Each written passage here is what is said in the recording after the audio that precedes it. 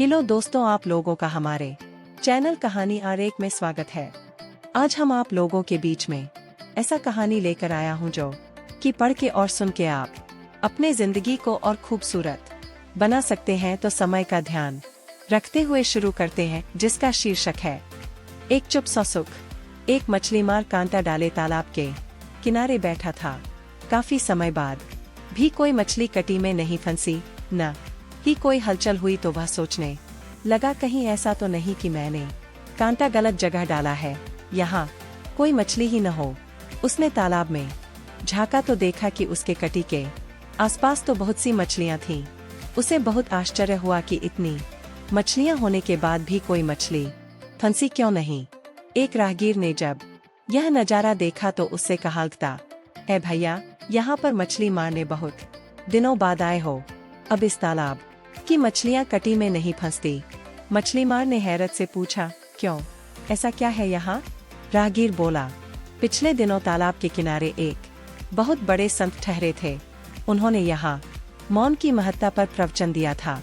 उनकी वाणी में इतना तेज था कि जब वे प्रवचन देते तो सारी मछलियाँ भी बड़े ध्यान से सुनती। यह उनके प्रवचनों का ही असर है कि उसके बाद जब भी कोई इन्हें फंसाने के लिए कांटा डालकर बैठता है तो ये मौन धारण कर लेती है।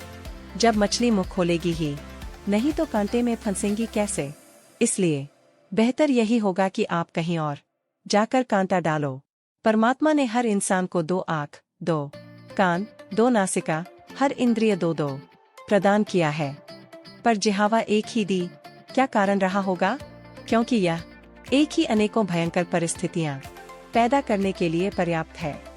संत ने कितनी सही बात कही कि जब मुंह खोलोगे ही नहीं तो फंसोगे कैसे?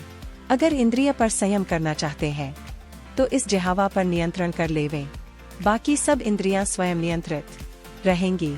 यह बात हमें भी अपने जीवन में उतार लेनी चाहिए। कई बार व्यक्ति के अनुचित या व्यर्थ बोल से बनते काम भी बिगड़ जाते हैं। जीवन भर के लिए रिश्तों में कड़वाहट पैदा हो जाती है। समाज में यश गिर जाता है। वर्तमान में देखें तो बहुत ही समस्या का कारण ज्यादा बोलना या अनुचित बोलना ही है। संदेशा परमात्मा कहते हैं कि कम बोलो, धीरे बोले, मीठा बोलो। हमारी मीठी वाणी से बिगड़ते काम बन जाते हैं, लोगों की दुआओं के पात्र बन जाते हैं। वाणी से हमारे व्यक्तित्व की पहचान होती है। जिस व्यक्ति का व्यक्तित्व जितना गंभीर, गहराईपूर्ण गुणों से भरपूर होता है, उसकी वाणी में विनम्रता होती है। विनम्रता पूर्वक व्यवहार हमारे चरित्र को ऊंच समाज में सम्मान दिलाता है। कई बार न बोलना भी उचित रहता है, इसलिए हम अपनी बोली को नियंत्रण में रखते हुए अपना काम पूर्ण रूप से कर सके। यह कहानी सुनने में आप लोगों को अगर अच्छा लगा हो तो हमारे चैनल को लाइक, सब्सक्राइब तथा शेयर करें और हाँ, कमेंट में यश भी लिखें। धन्यवाद।